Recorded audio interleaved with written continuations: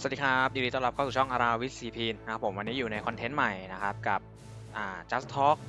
About Spoil นะครับผมโดยวันนี้เป็น EP 1นะครับโดยคอนเทนต์นี้เนี่ยเราจะพูดถึงตัวที่จะมาในอนาคตเนาะซึ่งเราจะตัดในเคสของอายาโตะ 1.5 ไปก่อนนะครับเพราะว่าเซิร์ฟเราเนี่ยไม่น่าจะมาเนาะเพราะว่าที่จะมาเนี่ยจริงๆแล้วจะเป็นตัวของโตเกียวกูลภาคลีนะครับผมก็คือซีซั่น3กับซีซั่น4ที่จะเข้ามาเนาะเพราะว่าเกมได้ซื้อลิขสิทธิ์มาแล้วนะครับโดยความชัวร์เนี่ยก็คือทางเพจของโตเกียวกูล Awakening ของเซิร์ฟเราเนาะได้ลงแล้วนะครับว่าอีก5วันเนาะโตเกียวกูลจะมานะครับภาคลีโดยตัวแรกที่จะมานะครับก็จะเป็นตัวของซาสกิไฮเซะนะครับผมก็คือเป็นตัวของพี่คาเนกิเรานั่นแหละในลุคของ CCG เนาะกับอีกตัวหนึ่งนะครับก็จะเป็นตัวที่อยู่ในทีมของตัวไฮเซะนะครับซึ่งเราจะมาพูดถึงสกิลกันนะครับผมซึ่งสกิลตัวแรกเราจะพูดถึงสกิลของไฮเซะนะครับ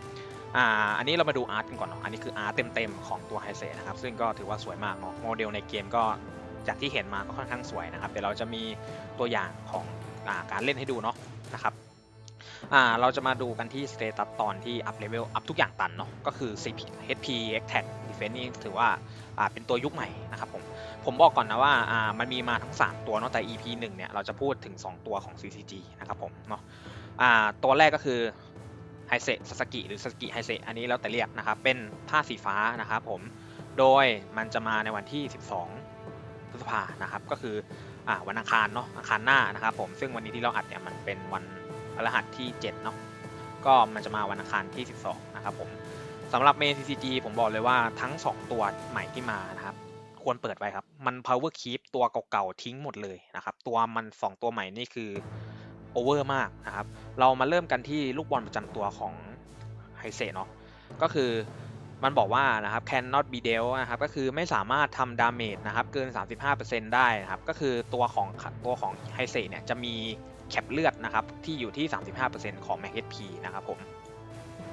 ในวันซิงเกิลทาร์เก็ตก็คือในการโจมตี1ครั้งก็จะมีแคปเลือดให้เนาะก็คือจะไม่โดนเบิร์สตายในทีเดียวนั่นแหละง่ายๆแล้วก็ต่อไปนะครับจะมีการอิมมูนนะครับสำหรับการโดนลดสเตตออสเตตเนาะก็คือพวกตัวที่ลดออสเตตเนี่ยจะไม่สามารถลดของตัวไฮเซได้นะครับแล้วก็เมื่อเริ่มเทิร์นนะครับผมจะฮิลเพื่อนนะครับตามพลังโจมตี 200% นะครับผมซึ่งถือว่าค่อนข้างที่จะเยอะมากเนาะเพราะว่าไฮเซเนี่ยเราสามารถทำดาเมจได้ส่วนใหญ่ก็จะเน้นสายบาลานซ์อยู่แล้วคือใส่โจมตีป้องกันเลือดตามปกติซึ่งก็ถือว่าค่อนข้างที่จะเยอะนะครับแล้วก็ถ้าอยู่ในสถานะไวท์แฟตนะครับผมก็การฮิลเนี้ยจะเป็น2เท่านะครับก็คือคูณ2เนาะ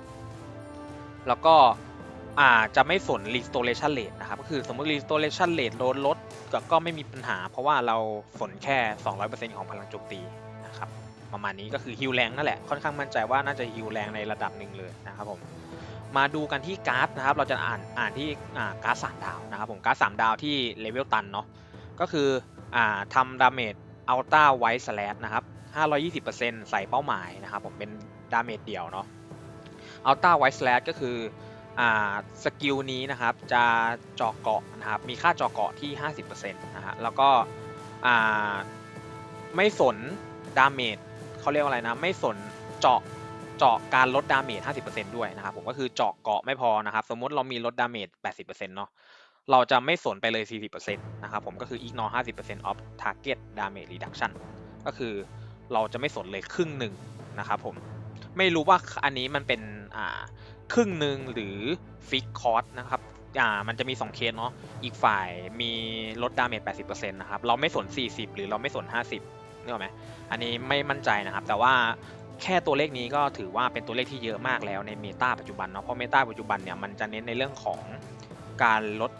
ดาเมจนะครับไม่ใช่เน้นเรื่องของเดฟไม่ใช่เน้นของเลือดนะครับมันจะเป็นเรื่องของเน้นลดดาเมจโดยตรงซึ่งการที่มันมองข้าม 50% เนี่ยถือว่าเยอะในระดับหนึ่งเลยนะครับผมแล้วก็ทำดาเมจเพิ่มเติมนะครับของพลังโจมตีนะครับ 800%ซึ่งถือว่าแรงมากนะในระดับตัวซับเนาะตัวมันนี่เป็นตัวซับนะครับผมถือว่าแรงในระดับหนึ่งเลยก็มีเจาะเกาะให้นะครับมีไม่สนลดดาเมจ 50% ซึ่งถือว่าเยอะมากมาเราจะมาเริ่มกันที่แพสซีฟอันที่1นะครับผมแพสซีฟอันที่1มันบอกว่าหลังจากที่ตัวของไฮเซเนี่ยใช้สกิลแอคทีฟนะครับจะสุ่มลบ1ดีบัฟ จากเพื่อนๆทุกคนนะครับ1ดีบัฟที่เป็นดีบัฟแดงเนาะเพราะดีบัฟแดงมันลบได้นะครับผมจะสุ่มลบ1ดีบัฟแดงบนเพื่อนๆนะครับแล้วก็ต่อไปนี้เนี่ยจะขึ้นอยู่กับสกิลเลเวลสกิลที่เราใช้นะครับเนื้อไหมหลังจากนี้จะขึ้นอยู่กับเลเวลสกิลที่เราใช้หมายความว่าถ้าตัวของไฮเซใช้สกิลเลเวล1นะครับตัวของไฮเซเนี่ยจะไปดึงเพื่อน CCG ที่พลังโจมตีเยอะที่สุดนะครับพลังโจมตีเยอะที่สุดเนาะนอกจากตัวไฮเซเองนะครับผมเพราะฉะนั้นก็คืออีก3ตัวที่เหลือพลังโจมตีตัวไหนเยอะที่สุดไฮเซจะดึงออกมา1ตีตามไฮเซเนื่องไหมครับถ้าไฮเซใช้การ์ดเลเวล2ตัวที่โดนดึงมาก็จะใช้การ์ดเลเวล2ถ้าไฮเซใช้เลเวล3ตัวที่โดนดึงมาก็จะใช้การ์ดเลเวล3ตามไฮเซนะครับแล้วก็ดาเมจอันที่โดนดึงมาเนี่ยจะเพิ่มขึ้น 30%พูดง่ายๆคือถ้าเราจะมองเห็นภาพว่าไฮเซตีปุ๊บอาริมามืดตีตามเนาะเพราะว่าตอนนี้เมตาที่ตัวเมตา CCG ที่เป็นตัวดาเมจนะเราเหลือแค่ตัวของอาริมามืดแล้วเนาะเพราะว่าตัวอาริมาเขียวมันก็ทำดาเมจได้น้อยแล้วนะครับผมอาริมามืดตอนนี้เป็นตัวแบกดาเมจไปแล้วนะเท่ากับว่าเวลาไฮเซโจมตีอาริมามืดก็จะออกมาโจมตีตามเนาะแต่ว่าความสามารถนี้เนี่ยจากที่ไปเห็นคลิปมานะครับถ้าฮิเดะใช้เนาะมันจะตามแค่ครั้งเดียวนะครับเพราะว่าอันนี้อะไรก็ไม่รู้เหมือนกันแต่ว่ามันจะตามแค่ครั้งเดียวเนาะมันไม่ได้ตามว่าถ้าฮิเดะใช้ใช่ไหมแล้วไฮเซใช้มันก็จะเป็นการไฮเซตี2ครั้งเนาะแต่ว่าครั้งแรกเนี่ยมันจะดึงอาริมาขึ้นมาตีแต่ครั้งที่2อาริมาจะไม่ขึ้นมาตีตามนะครับเนาะเข้าใจตรงนั้นก่อนก็คือเอาง่ายๆถ้าฮิเดะใช้การ์ดนะครับไฮเซ1ใบจะทำดาเมจได้3ครั้งไม่ใช่4โอเคง่ายๆนะครับต่อมาแพสซีฟที่2นะครับผมถ้าตราบใดที่ตัวไฮเซอยู่บนสนามนะครับผมจะบัฟให้เพื่อน CCG ก็คือเพิ่ม all stat นะครับ 16% ซึ่งเยอะมากนะครับสำหรับการ increase all stat แต่ว่ามันก็มีเงื่อนไขก็คือตัวนี้ต้องอยู่บนสนามนะครับแล้วก็เมื่อโดนดาเมจนะครับจะเพิ่ม Market P 10% 1 เทิร์นโดยสูงสุดได้5 สแต็กก็คือถ้ายิ่งตีบ่อยเนี่ยตัวละคร CCG ก็จะยิ่งอึดขึ้นนะครับเมื่อทำดาเมจจะเพิ่มคีย์ดาเมจ 10% สูงสุด5 เทิร์นก็เนาะเล่นกับฮิเดะนั่นแหละเอามาตีให้แรงๆนะครับผมแล้วก็ถ้าเมื่อใช้สกิลเลเวล2ขึ้นไปนะครับสกิลกดการเนาะเลเวล2ขึ้นไปดาเมจที่สร้างเนี่ยจะเพิ่มอีก 15% แล้วก็เจาะเกาะ 10% ก็คือจะเน้นการตีที่เลเวล2ขึ้นไปนั่นแหละบวกกับเอามาเล่นกับแพสซีฟของอันแรกก็คือจะทำให้ตัวที่โดนดึงมาตีเนี่ยดาเมจมันจะได้แรงขึ้นด้วยนะครับผมแต่เงื่อนไขก็คือบัฟทั้งหมดที่โกงๆเนี่ยมันจะอยู่ในเงื่อนไขที่ว่าไฮเซต้องไม่ตายนะครับนั่นเป็นสาเหตุที่ว่าทำไมไฮเซมีแคปเลือดนะต่อมาเอฟเฟกต์3ดาวไวท์สแลชเนาะก็คือเอฟเฟกต์นี้ก็จะมีผลต่อบอลด้วยนะก็คือจะทำให้ฮิลแรงขึ้น2เท่านะครับไวท์สแลชทำอะไรคำว่าเอฟเฟกต์ไวท์สแลชก็คือเมื่อเริ่มเทิร์นเรานะครับถ้าเราเนี่ยถ้าหมายถึงตัวไฮเซเนาะมีเลือดต่ำๆเนี่ยมากกว่า 50% ก็คือไม่น้อยกว่า 50% นั่นแหละนะครับจะอัพเลเวลสกิลของตัวละครไฮเซเองนะแล้วก็อัพเลเวลสกิลของตัวที่พลังโจมตีพื้นฐานเยอะที่สุดด้วยก็คืออาริมะแน่นอนนะครับเพราะฉะนั้นตัวมันนี่แทนจูโซแดงได้แน่นอนเพราะจูโซแดงต้องมีเซลล์เนาะอาริมะถึงจะอัพการ์ดเพราะฉะนั้นตัวมันเนี่ยแทนจูโซแดงได้นะครับผมแล้วก็ถ้าเลือดของไฮเซเนี่ยต่ำกว่า 50% นะครับผมจะบังคับใช้การ์ดไม้ตายแล้วก็พลังงานทิ้งก็คือเหมือนเซลล์อูตาเนาะถ้าใช้การ์ดอูตาแล้วตอนจบเทิร์นก็จะเผาการ์ดพลังงานทิ้งนะครับเหมือนกันเลยก็คือเป็นการเคลียร์การ์ดบนมือนะครับผมซึ่งเป็นตัวแรกที่สามารถเอามาใช้ได้จริงไม่นับอูตาเพราะอูตามันเอาไว้ตีบอส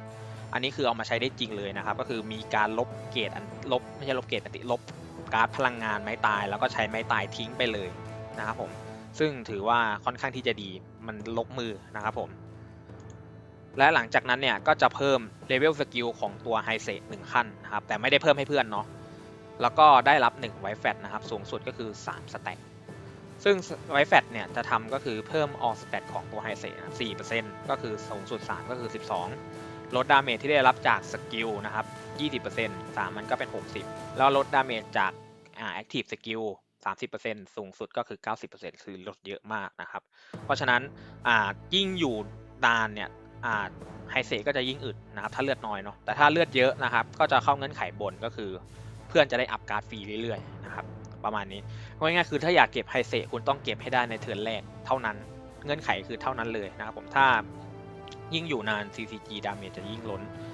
แต่ถ้าสมมุติว่าไฮเซที่เราได้มาปุ๊บเราทำการปลดศักยภาพเนาะก็จะได้ เพิ่มเติมมาในเรื่องของถ้าเพื่อนคนไหนก็ตามนะครับเลือดต่ำกว่า 30% เป็นครั้งแรกนะครับตัวของไฮเซเนี่ยจะได้รับบัฟทันที1ไวแฟตก็คือไม่ต้องรอว่าต้องถึง3เทิร์นแล้วแต่ถ้าสมมุติเปิดเทิร์นมาตัวเราทีมเรามีตัวเลือดต่ำกว่า 30% 3 คนก็จะได้รับตัวของไวแฟตเต็มเลยนะครับผมเพราะฉะนั้นไฮเซจะอึดมากพยายามถ้าเลี่ยงสกิลหมู่ได้ก็เลี่ยงต้องตีเดี่ยวนะครับผมเพราะฉะนั้น RO นี่คือเริ่มมีปัญหาแล้วนะครับเพราะว่าทั้งโนโรทั้งอายาโตะมืดก็ล้วนตีหมู่นะครับมาในเรื่องของ power burst ก็คือการรวมการ์ดนะครับรวมการ์ดก็เพิ่มดาเมจของตัวไฮเซนะครับที่สร้างเนี่ย 10% แล้วก็วีคนะครับเมื่อทำวีคสำเร็จเนาะเมื่อทำวีคนะครับจะทำให้ตัวของไฮเซเนี่ยเพิ่มพลังโจมตี 10% ก็ไม่มีอะไรเนาะอันนี้แบบเน้นให้ตัวเองนะครับผมต่อไปเป็นในเรื่องของการอัพสกิลอัพเนาะก็คือการปลดแรงนั่นแหละนะครับเราจะอ่านแค่อันที่2 3 4ของแต่ละแถวเนาะแถวที่1อันที่2นะครับก็คือตัวละคร CCG ของเรานะครับจะได้รับคีย์เรท 4% คีย์ดาเมจ 6% แถว1อันที่3นะครับจะได้รับพลังโจมตี 6% ถ้าเลือดต่ำกว่า 50% อันนี้คือบัฟตัวเองนะครับผมอันแรกคือบัฟ CCG เนาะอันที่2บัฟตัวเองอันที่3นะครับเพื่อน CCG นะครับได้รับ 8% ความสามารถด้านการป้องกันในเทิร์นแรกก็คือรวมทุกอย่างเนาะที่เป็นด้านความอึดนะครับก็จะเพื่อน CCG ทั้งหมดก็จะได้รับไปเนาะต่อมาแถวกลางนะครับแถวกลางอันที่2นะครับเพิ่มคีย์เดฟนะครับให้เพื่อนนะครับ 8% อันที่3นะครับในการต่อสู้ตัวไฮเซเนี่ยดาเมจที่ได้รับลดลง 5% นะครับผมอันที่4หลังจากที่ตัวไฮเซใช้สกิลนะครับดาเมจครั้งต่อไปของสกิลการ์ดเนี่ยเพิ่ม 6% สูงสุด3สแต็กเนาะอันนี้ก็คือน่าจะเอามาคอมโบกับการที่ดึงเพื่อนขึ้นมาตีนะครับผมเพราะเพื่อนก็จะตีแรงขึ้นมากเนาะจากการที่ไฮเซดึงขึ้นมาก็มีบัฟอยู่แล้วแล้วก็มาได้ก้อนนี้อีก 6% นะครับผมยิ่งไฮเซตีบ่อยก็ยิ่งแรงนะครับต่อมาอันขวานะครับผมอันขวาที่2เนาะเมื่อเริ่มการต่อสู้นะครับเพิ่มรีเจนเรท 5% อันขวาอันที่3นะครับผมถ้าไวแฟตยังทำงานอยู่เนาะถ้าไวแฟตมีการทำงานนะครับจะ remove all buff ก็คือ remove all debuff บนหัวทิ้งหมดเลยแล้วก็มีการหลุมดำนะครับผมคือตราบใดที่มีการมีบัฟไวแฟตเนาะก็คือจะมีการหลุมดำให้นะครับผมประมาณนี้แต่ถ้าไม่มีก็ไม่กันนะครับก็คือเปิดเทิร์นมาเนี่ยเทิร์นแรกยังจะโดนหลุมดำอยู่เพราะว่ามันแปะตั้งแต่ก่อนมีการทำดาเมจเนาะหลุมดำนะครับประมาณนี้ต่อมาอันสุดท้ายทางขวาเนาะก็คือเมื่อเริ่มการต่อสู้เพิ่มคีย์ดาเมจ 10% นะครับผมส่วนตัวแล้วเนี่ยของไฮเซเนี่ยผมให้คะแนนเต็มก็คือ5 เต็ม 5เลยเพราะว่าไม่หักเลยนะเราให้ถือว่าตัวมันเนี่ยทำมาสมดุลทั้งในเรื่องของการป้องกันเพิ่มการป้องกันให้ทีมนะครับแล้วก็การโจมตีให้ทีมแล้วก็มีการฮิลด้วยเนาะเราให้เต็มเลยถ้า5มันน้อยไปเป็น10แล้วกันก็คือ10 เต็ม 10ไม่มีหักนะครับผมก็สำหรับตัวแรกนะไฮเซต่อมาครับผมตัวที่2นะครับสำหรับ CCG ที่เข้ามาเนาะมาตู้ต่อจากไฮเซเลยนะครับผมก็คือของอุริเอะนะครับคุคิอุริเอะจะมาวันที่26นะครับก็คือตู้ของไฮเซออกก็อุริเอะจะมาต่อนะครับเป็นธาตุเดียวกันก็คือธาตุฟ้านะครับผมอาร์ตดูอาร์ตก็ค่อนข้างสวยเนาะเดี๋ยวนี้ก็คือเหมือนเปลี่ยนทีมงานใหม่นะฮะมาเริ่มกันที่ลูกบอลนะครับลูกบอลของอุริเอะก็คือพันธมิตรนะครับผมจะทำดาเมจคลีนะครับมากขึ้นได้ 5% นะครับและไม่ได้บอกว่าเพิ่มคลีดาเมจทำดาเมจคลีก็คือถ้าติดคลีเนี่ยมันจะเพิ่มขึ้นอีก 5% นะครับผมแล้วก็หลังจากที่ถ้าสมมุติว่าเพื่อน CCG เรานะครับถ้าสมมติเพื่อน CCG เราตีไม่ติดคลีนะครับจะลดต้านทานคีและป้องกันคีของเป้าหมายนะครับผม2สแต็กนะครับน่าจะสแต็กละ 1.5 เนาะสูงสุดก็คือ 3% นะครับผมมันเอาไว้สู้กับฮันเทคุเพราะว่าฮันเทคุเนี่ยมันมีฮินามิที่มันคีป้องกันคีกับต้านคีค่อนข้างเยอะนะครับผมมันทำให้เนี่ยโดนลดออกไปเนาะก็คือ3สแต็กนะครับแล้วก็ถ้าตัวของอูเรเนี่ยใช้สกิลแอคทีฟนะครับไม่ใช่ขอไปก็คือถ้าไม่ติดคลีเนาะถ้าเพื่อนตีไม่ติดคลีนอกจากที่ว่าลดต้านคีกับป้องกันคีแล้วนะครับตัวของอูริเอเนี่ยก็จะทำดาเมจของสกิลแอคทีฟแรงขึ้นนะครับ4สแต็กก็สูงสุดก็น่าจะ 2% ก็น่าจะสแต็กละ 0.5 นะครับผมเอฟเฟกจะหายไปเนาะถ้าติดคีก็คือ มันค่อนข้างที่จะดูใช้ยากนะครับลูกบอลเนาะมันค่อนข้างที่จะดูใช้ยากเพราะว่าถ้าเราเผลอติดคีย์บัฟพวกนี้ก็จะหายแต่ว่าการที่มีแบบนี้ก็ดีกว่าไม่มีเลยนะครับเพราะว่าอย่างน้อยมันก็เพิ่มโอกาสในการติดคีย์หรือคีย์แรงขึ้นนะครับผมเนาะในการเจออันเทคุก็มันช่วยได้ค่อนข้างเยอะนะครับซึ่งสแตทก็แน่นอนครับสูงพอๆน่าจะสูงกว่าตัวของไฮเซซะด้วยซ้ำเนาะเพราะว่ามันเป็นตัวที่มาทีหลังนะครับผมต่อมาเป็นการ์ด3ดาวนะครับการ์ด3ดาวก็คือทำความดาเมจระดับอัลต้าลัชสแลชอัลต้าลิฟนะครับอัลต้าลิฟสแลช520% 1เป้าหมายนะครับผมอัลต้าลิฟสแลชก็คือสกิลนี้จะไม่มีทางคลีเนาะก็คือตียังไงก็ไม่คลีนะครับผมแล้วก็หลังจากนั้นเนี่ยจะทำ30%ครับทำดาเมจเพิ่ม 30%นึกออกไหมครับก็คือทำดาเมจไปเท่าไหร่เพิ่มอีก 30%แล้วก็จะทำดาเมจเพิ่มเติมนะครับเมื่อกี้เป็นดาเมจเพิ่มเนาะก็คือมันจะบวกในค่าเดียวนึกออกไหมสมมติทำ100มันก็จะเป็น130นะครับแต่ว่าอันนี้เป็นดาเมจเสริมเนาะมันก็จะเป็นดาเมจอีกก้อนหนึ่งนะครับผมเท่ากับ 100% ของคีดาเมจแต่ว่ามันไม่คีเนาะแต่ว่ามันก็เอามาคิดให้ทีหลังนะครับผมแล้วก็จะไม่สนการป้องกันของสู้ก็คือไม่สนเดฟนะครับไม่สนเดฟผู้ต่อสู้ไม่สนบล็อกชานด้วยในขณะที่มีบัฟนี้นะครับก็คือคาคุเนะเอ็ดเอเซนชั่นขอเรียกว่าเป็นบัฟเทพแล้วกันนะถ้าตัวของอุริเอะมีบัฟเทพเนี่ยจะเลือกเพิ่มในเรื่องของไม่สนเดฟแล้วก็ไม่สนการบล็อกด้วยนะครับผมซึ่งมองว่ามันเป็นเป้าเดียวแหละดีแล้วเพราะว่ามันค่อนข้างที่จะแรงนะครับเนาะมันค่อนข้างที่จะแรงมันไม่ติดคลีแต่ว่ามันเอาดาเมจคลีมาคิดให้อีกก้อนหนึ่งก็น่าจะแรงในระดับหนึ่งนะมาดูกันที่แพสซีฟนะครับผมแพสซีฟอันแรกเลยก็คือหลังจากที่ตัวละคร CCG นะครับใช้สกิลแอคทีฟนะครับจะได้รับบัฟเอนฮานคาคุเนะเอทนะผมขอเรียกสั้นๆว่าบัฟเอนฮานแล้วกันเนาะ1บัฟนะครับตามเลเวลของสกิลที่ใช้นะครับเพราะฉะนั้นมันจะเอาไปคอมโบกับไฮเซนึกออกไหมครับถ้าไฮเซใช้ดาวเยอะตัวที่โดนดึงมาก็ใช้ดาวเยอะตามเพราะฉะนั้นมันจะเก็บสแต็กง่ายนะครับผมสูงสุดก็คือ10สแต็กนะครับถ้าครบ10สแต็กแล้วจะใช้ Enhance ทั้งหมดนะครับแล้วเปลี่ยนเป็นบัฟเทพ5เทิร์นนะครับผมแล้วก็เราจะไม่สามารถได้บัฟ Enhance ในขณะที่เรามีบัฟเทพได้นะครับก็เรามาลองคำนวณกันเนาะคือ1เลยคิเดะใช้เลเวล1นะครับก็มี1ดาวเนาะ1สแต็กถ้าสมมุติว่าไฮเซได้เลเวล2ได้เลเวล3นะครับผมถ้าเลเวล3ก็จะเป็น4ไฮเซดึงมาอีก3ก็จะเป็น7เนาะแล้วก็ฮิเดะก็จะทำให้ไฮเซตีซ้ำก็จะเป็น10พอดีนะครับผมคิดง่ายเลยนะครับก็น่าจะเก็บสแต็กได้ค่อนข้างง่ายไม่น่ามีปัญหานะครับผมมาดูความสามารถของบัฟก่อนนะ Enhance นะครับก็คือจะเพิ่มคีย์ดาเมจ 6% นะครับแล้วก็เพื่อนเนี่ยทุกคนเลยนะครับเพื่อนเพิ่ม Attack 3% แล้วก็บล็อกชาร์จ 3%สูงสุดก็คือเราคิด9สแต็กเนาะพอ10แล้วมันจะเปลี่ยนเป็นบัฟเทพนะครับถ้า9นะครับก็คือจะเพิ่มคีย์ดาเมจ54%นะครับพลังโจมตี 27กับตาการบล็อกนะครับ 27%แต่ถ้าเป็นบัฟเทพปุ๊บนะครับครบ10สแต็กแล้วกลายเป็นบัฟเทพเพื่อนนะครับจะได้คีย์ดาเมจ 60% นะครับเบสิกสแตท 40% เลยนะครับเยอะมากนะครับแล้วก็เมื่อเพื่อนนะครับใช้ซิงเกิลทาร์เก็ตก็คือเป้าเดี่ยวนะครับผมจะทำดาเมจเพิ่มเติมนะครับของ 100% ของตัวละครนั้นๆนะครับผมของตัวละครคีย์ดาเมจเนาะก็คือถ้าตัวไฮเซเนี่ยมันตีเดี่ยวนะครับผมเนาะมันก็จะทำดาเมจเพิ่มเติม 100% ของคีย์ดาเมจของไฮเซนะครับผมแต่ถ้าเพื่อนเป็นตี AOE นะครับคือตีหมู่นะครับผมจะเป็น 50% ของคีย์ดาเมจตัวนั้นก็คือของอาริมามืดนะครับซึ่งมันเยอะมากนะครับการบวกยิบย่อยของมันเนี่ยเยอะมากๆเพราะฉะนั้นผมบอกเลยว่า CCG นี่เก่งกลับขึ้นมาเก่งมากๆแน่ๆครับต่อมาครับผมเอฟเฟกต์2นะครับผมก็คือทุกๆ CCG ที่อยู่บนสนามนะครับทุกตัวละครเนาะเพื่อนทั้งหมดนะครับก็จะได้เบสิกสแตท 5% สูงสุดก็คือเป็น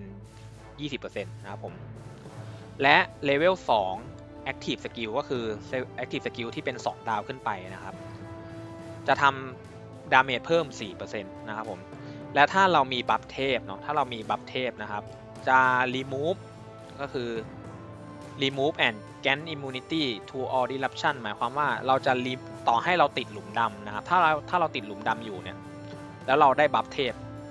มันก็จะล้างหลุมดำออกครับและวีคด้วยนะครับให้เพื่อนทุกคนเลย1เทิร์นหมายความว่าถ้าเราไปเจอคานิกิหน้ากากเนาะคานิกิหน้ากากเนี่ยอย่างที่รู้กันคือถ้าเราโดนสแต็ก RO ตีมาเนี่ยแล้วเราตีกลับไปเนี่ยหลังจากนั้นเราจะติดหลุมดำ ยกตัวอย่างถ้าสมมติว่าเราใช้อาริมะมืดตีหลังจากฮิเดะเนาะครั้งแรกที่เราตีเนี่ยเราจะไม่ติดหลุมดำแต่พอครั้งที่2เราตีเนี่ยหน้ากากมันจะแปะหลุมดำเรากลับมาก่อนนะครับทำให้อาริมะตีครั้งที่2เนี่ยเราจะติดหลุมดำเนาะแต่ถ้าเรามีบัฟนี้นะครับผมในจังหวะที่สแต็กเต็มพอดีสมมตินะอาริมะตีปุ๊บสแต็กครบ10พอดี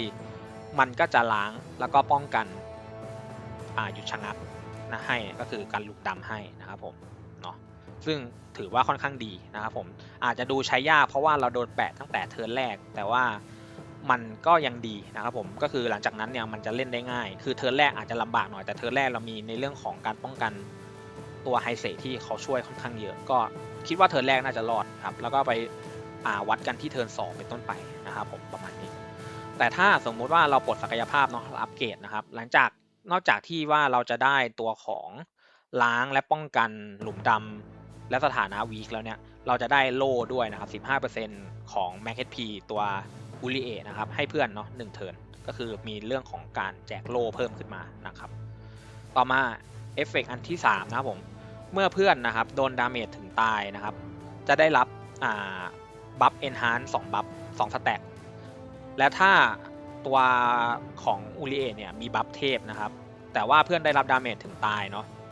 จะทำดาเมจอัลต้าลิฟสแลชนะครับ 280% ใส่ตัวที่พลังโจมตีเยอะที่สุดนะครับผมโดยไม่สนลดดาเมจเลยนะครับซึ่งไออัลต้าลิฟสแลชเนี่ยถ้ามันคอมโบกับบัฟก็อตเนี่ยคือมันจะไม่สนป้องกันกับบอกชานอยู่แล้วนะครับผมแต่ว่าพอมันมาอยู่ในแพสซีฟเนี่ยมันจะเพิ่มของการที่ว่ามันไม่สนลดดาเมจเพิ่มเข้าไปเพราะฉะนั้นถ้ามันมีบัฟก็อตแล้วเพื่อนตายนี่คือดาเมจแรงล้นๆแน่นอนครับสำหรับใครที่ปั้นมาตัวมาไม่ดีนี่น่าจะมีล่วงนะครับผมสำหรับความสามารถของผู้เรียนเนาะออกแนวเป็น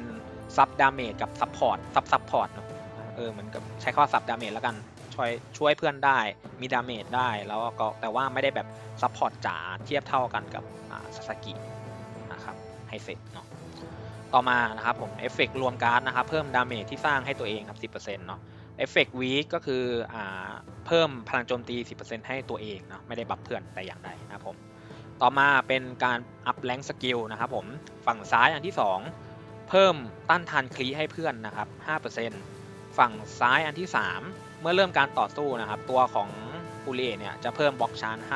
5% ฝั่งซ้ายอันที่4นะครับดาเมจที่ได้รับลดลง 8% เมื่อมีบัฟเทพนะครับผมต่อมาอันกลางอันที่2นะครับอันกลางที่2เพื่อน CCG เนี่ยจะเพิ่มป้องกัน 8% นะครับในขณะที่ว่าตัวมีบัฟ Enhance ก็คือบัฟปกติเลยเนาะไม่จำเป็นต้องเป็นบัฟเทพนะครับเป็นบัฟปกติเลยก็คือจะเพิ่มCCG ป้องกัน 8% ครับ 8% ต่อมาอันกลางอันที่3นะครับผมหลังจากที่โดนดาเมจนะครับเพื่อนจะได้รับบล็อกชาร์จ 3% 1 เทิร์นสูงสุดก็คือ 6% ก็คือ2สแต็กนะครับต่อมาอันกลางอันที่4นะครับผมเมื่อเริ่มการต่อสู้จะเพิ่ม Attack 5% อันขวาอันที่2นะครับเมื่อเริ่มการต่อสู้จะเพิ่ม Regenerate 5% ของตัวอุริเอะนะครับอันขวาอันที่3หลังจากที่เพื่อน CCG เนี่ยใช้สกิล Active เป็นครั้งแรกในเทิร์นนั้นๆนะครับจะได้โล่ 5% ของ Max HP 1 เทิร์นต่อมาอันขวาอันที่4ทำดาเมจเพิ่มขึ้น 5% ในการต่อสู้นะครับถ้าให้คะแนนนะครับก็ให้อยู่ที่ประมาณ 9.5 เต็ม 10เนาะหัก 0.5 เพราะว่ามันบัฟแค่เรื่องของดาเมจนะครับผมซึ่งจริงๆแล้วถ้าอยากให้ CCG เพิ่มโอกาสในการยืนรอดนะครับมันควรบัฟในเรื่องของการลดดาเมจด้วยอีกสักนิดนึงนะครับผมสักนิดหน่อยให้มันติดไว้ก็ยังดีนะครับผมแต่ว่าอันนี้คือจะสังเกตได้ว่ามันเป็นเรื่องของดาเมจจ๋าๆเลยนะครับมันทำให้ความบางในเทิร์นแรกเนี่ยมันก็ต่อให้มันเพิ่มขึ้นจากไฮเซตแต่ว่ามันก็ยังคงมีอยู่นะครับคือถ้าอยากแก้ให้ได้ละเอียดกว่านี้ก็เพิ่มในเรื่องของเขาเรียกว่าอะไรนะลดความเสียหายเนาะมันจะช่วยทีมได้เยอะขึ้นนะครับผมก็ประมาณนี้เดี๋ยวเราจะมาดูสกิลนะครับผมของตัวทั้ง2ตัวกันนะครับผมมาคลิปไม่มีเสียงเนาะเดี๋ยวผมจะพูดเลยขออนุญาตพูดไปด้วยนะครับอันนี้คือทีมเขาเอามาเทสนะครับผมอันนี้เราจะเห็นได้ว่าตัวของไฮเซเนี่ยมันอัพแรงเลยนะครับก็คือจากแพสซีฟเนาะแต่อันนี้ไม่ทราบเหมือนกันว่ามันอัพเป็นขั้น3เลยหรอ ทำไมมันถึงเป็นขั้น3จริงๆแล้วมันควรอัพแค่ขั้น2นะครับอันนี้ก็เป็นที่ผมเป็นที่สงสัยอยู่ว่าทำไมอัพถึงเป็นขั้น3นะครับก็วิธีการเล่นก็คือฮิเดะนะครับผมแล้วก็ไฮเซเนาะแล้วก็อูริเอะนะครับเราจะแทบไม่กดการ์ดอาริมะเลยนะครับผมเรามาดูกันพอไฮเซตีปุ๊บเราจะสังเกตว่าตัวบนหัวเนี่ยเราได้บัฟจากน่าจะบัฟจากฮิเดะนะครับก็คือได้บัฟเอนฮาน1อันเนาะแล้วเห็นไหมว่ามันจะขึ้นมาเอนฮานขึ้นรัวๆเลยเพราะว่าเลเวลสกิลที่ใช้ก็คือเลเวล3นะครับผมต่อไปอาริมะก็จะออกการ์ดเลเวล3ตามนะครับผมพออาริมะออกปุ๊บเห็นไหมบัฟเอนฮานก็จะขึ้นมาอีก3อันนะครับซึ่งบัฟมันจะขึ้นถี่มากเนี่ยพอตีซ้ำก็จะตีแต่ว่าจะสังเกตว่าก่อนจบการ์ดใบที่2เนาะก่อนกดจบการ์ดของไฮเซใบที่1เนี่ยอาริมะมันจะไม่ตีตามนะครับมันตีตามแค่รอบเดียวเนาะต่อให้ฮิเดะทำให้ไฮเซเนี่ยมันตีได้2ครั้งก็จริงแต่ว่ามันดึงเพื่อนขึ้นมาตีแค่ครั้งเดียวนะครับผมเนี่ยประมาณนี้เนาะสำหรับสกิลนะครับผมมีอะไรไหมไม่น่าจะมีอะไรละนะน่าจะเป็นแค่การเทสปกติคือดาเมจผมว่าค่อนข้างที่จะน่าจะแรงนะครับน่าจะไว้ใจได้ในระดับหนึ่งในเรื่องของดาเมจเนาะประมาณนี้แล้วกันนะครับผมก็ประมาณนี้เนาะสำหรับ EP 1นะครับผมส่วน EP 2ก็เดี๋ยวจะเป็นตัวของอีกตัวหนึ่งเดี๋ยวค่อยเอาไปเฉลยกันเนาะว่าเป็นตัวไหนนะครับผมก็ประมาณนี้แล้วกันเดี๋ยวคลิปจะยาวไปนะครับผมถ้าชอบก็รบกวนกดถูกใจกด Subscribe นะครับคอมเมนต์พูดคุยกันได้นะครับอยากให้ปรับเปลี่ยนตรงไหนเนาะเพราะว่านี่เป็นคอนเทนต์แรกคอนเทนต์ใหม่นะครับ EP 1ด้วยนะก็มาพูดคุยกันได้นะครับว่าอยากให้ปรับเปลี่ยนตรงไหนหรืออธิบายช้าไปหรือยังไงนะครับคุยกันได้เนาะไว้เจอกันคลิปหน้าผมคลิปนี้ลาไปก่อนครับสวัสดีครับ